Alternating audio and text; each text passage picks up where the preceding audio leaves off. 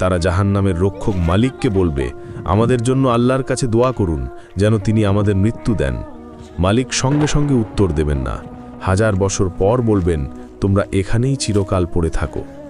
তৃতীয় আবদার, তারা শাস্তিদাতা ফেরেশতাদের বলবে, অন্তত একদিনের জন্য আমাদের শাস্তি হালকা করে দিন।